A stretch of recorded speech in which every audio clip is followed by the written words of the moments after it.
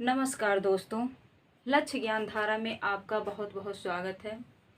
आज का ये मेरी क्लास स्पेशल उन भाइयों एवं बहनों के लिए है जिनको अब की बार हाई स्कूल का एग्ज़ाम देना है।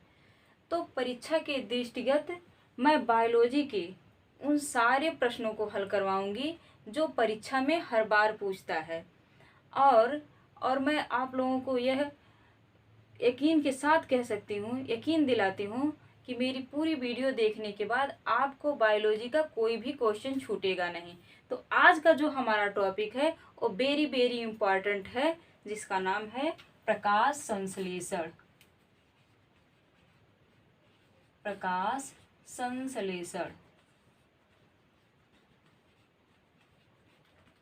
प्रकाश संश्लेषण। अब देखिए, पेड़ पौधों में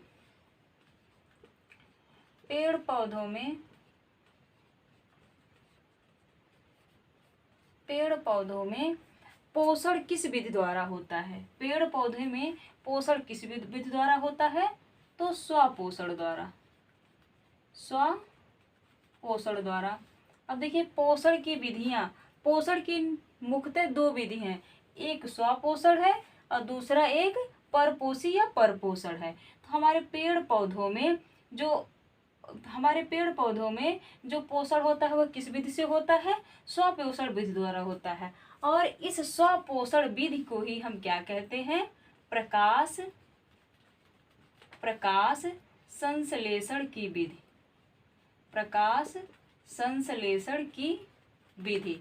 अब प्रकाश संश्लेषण समझ में आया कि पौधों में पोषण की विधि या पोषण जिस विधि द्वारा होता है उसे ही हम क्या कहते हैं? उस विधि को, उस क्रिया को किस नाम से जाना जाता है? प्रकाश संश्लेषण की क्रिया। प्रकाश संश्लेषण की क्रिया। देखिए, प्रकाश संश्लेषण से मुख्यतः दो क्वेश्चन लॉन्ग में बनते हैं। छोटे छोटे भी क्वेश्चन बनते हैं, लेकिन लॉन्ग में दो क्वेश्चन बनते हैं। पहला तो होता है प्रकाश संश्लेषण की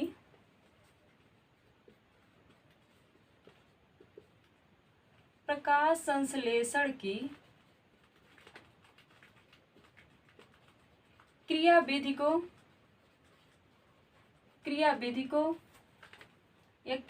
का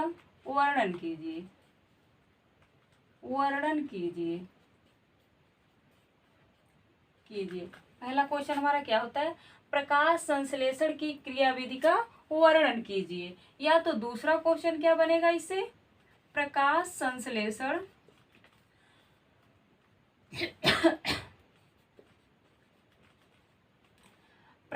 संश्लेषण विधि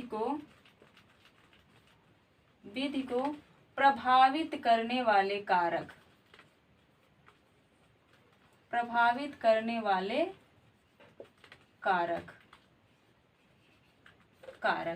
लॉन्ग में स्पेशली यही दो क्वेश्चन ही बनते हैं। इससे छोटे छोटे क्वेश्चन बनते हैं, लेकिन ये दोनों लॉन्ग क्वेश्चन हल करने के बाद हमारा छोटा वाला क्वेश्चन अपने आप ही सॉल्व हो जाएगा। तो हम शुरू करते हैं प्रकाश संश्लेषण की क्रियाविधि। इस क्वेश्चन को अभी हम बाद में देखेंगे, प्रभावित करने वाले कारक बाद में देखेंगे। पहले देखते हैं प्रकाश संश्लेषण की क्रियाविधि क्या है। ठीक है, तो इसको हम थोड़ा सा मिटा देते हैं। क्वेश्चन आप लोग नोट कर लीजिएगा कहीं पे। देखिए, ये हमारी क्या है? ये हमारी पृथ्वी है। ठीक है, पृथ्वी पर ये क्या उगा है?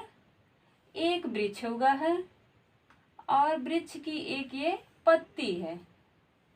अब देखिए, हम पूरा वृक्ष नहीं बना रहे हैं, बस एक पत्ती के माध्यम से इस पूरी विधि को समझा देंगे। और यहाँ पर क्या है?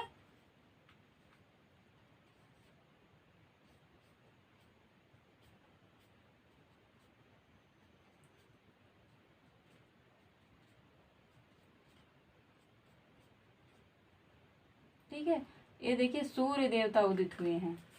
ठीक है, ये सूर्य देवता उदित हुए हैं। पूरे प्रकाश संश्लेषण की क्रिया 3 चरण में संपन्न होती है। कितने चरण में? 3 चरण में संपन्न होती है। अब देखिए, वो तीनों चरण कौन से हैं? ये हेडिंग होती है, ये पूछता भी है प्रकाश संश्लेषण की क्रिया कितने चरणों में संपन्न होती है। तो कितने चरणों में संपन्न होती है?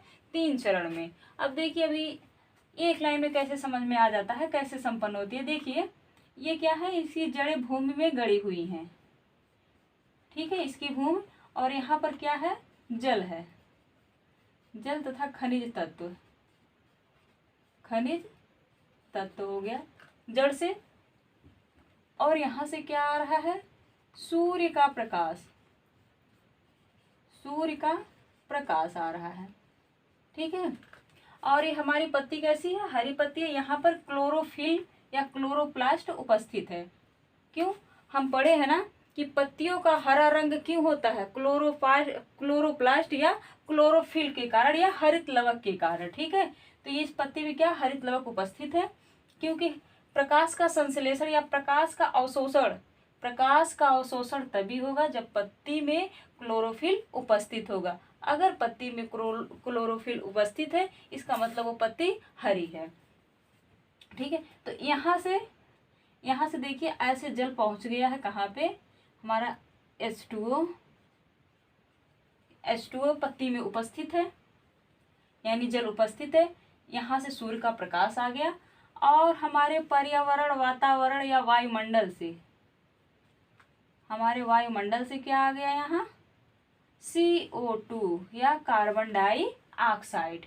बस यही 3 चरण होता है। अब देखिए समझ लीजिए प्रथम चरण में क्या होता है, हरित लवक की उपस्थिति में, हरित लवक के उपस्थिति में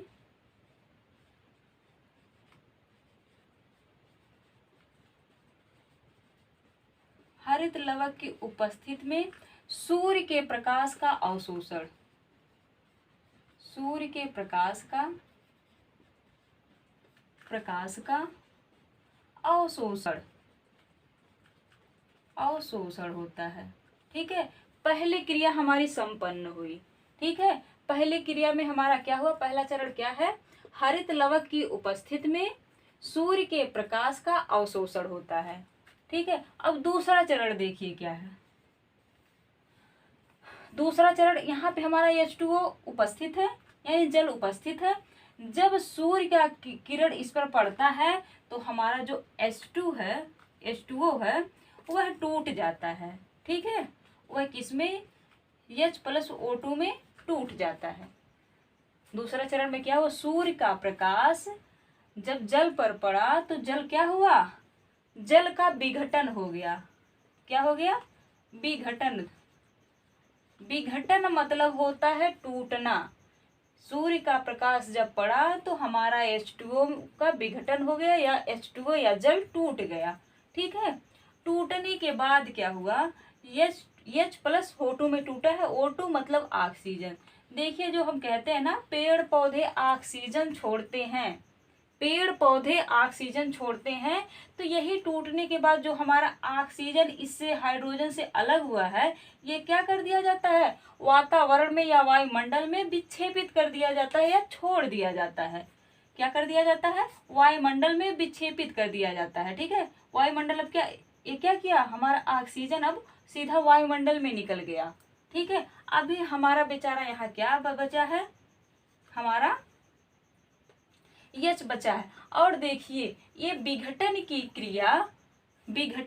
क्रिया नोट कर लीजिएगा, विघटन की क्रिया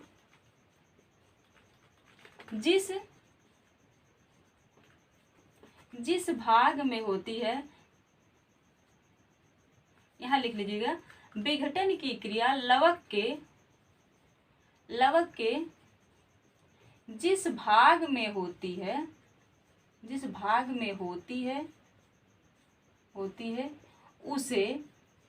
उसे ग्रेना कहते हैं, उसे ग्रेना कहते हैं, ठीक। समझ में आया।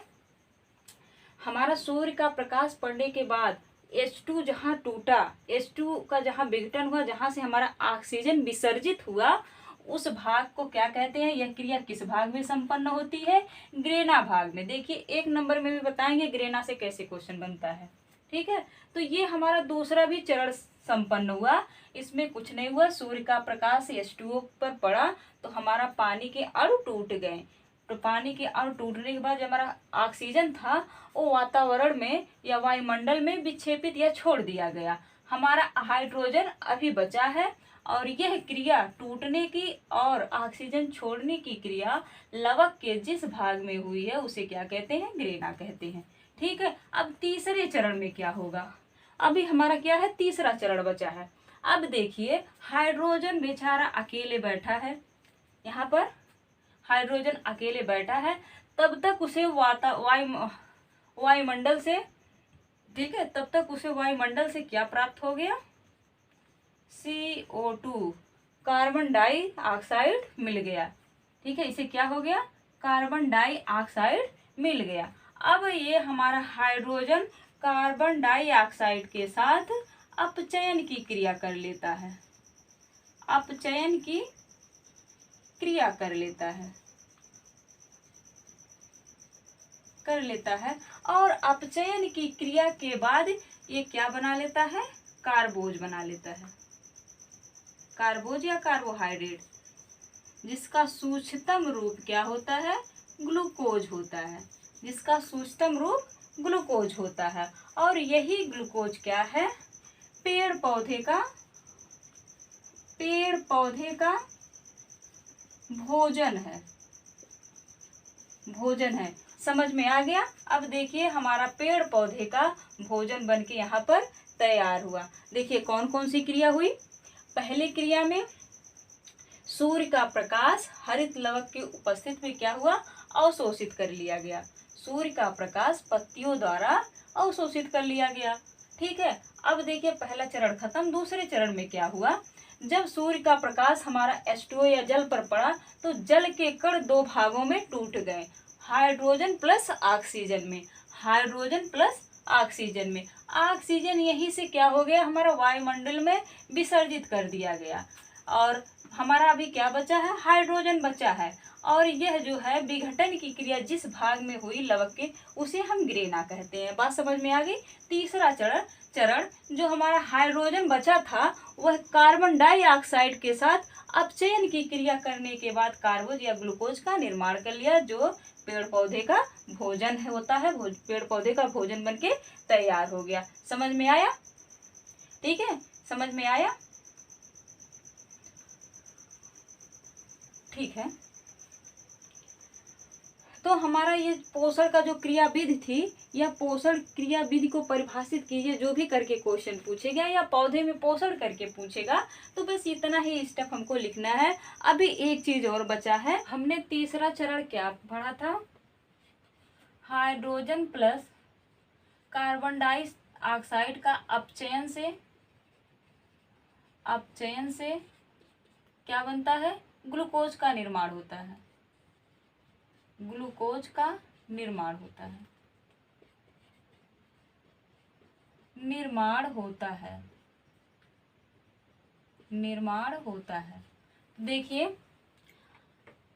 ये तीसरा वाला चरण समझा रहे थे। जहां पर हमारा हाइड्रोजन और ऑक्सीजन यानी हमारे जल का विघटन होता है, वो भाग कहाँ पे होता था? अभी हमने बताया ग्रेना में होती है। वो क्रिया कहाँ संपन्न होती है?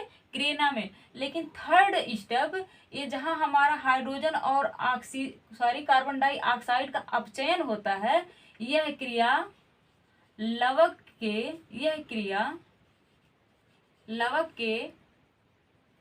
लवक के स्ट्रोमा भाग में संपन्न होती है, स्ट्रोमा भाग में संपन्न होती है।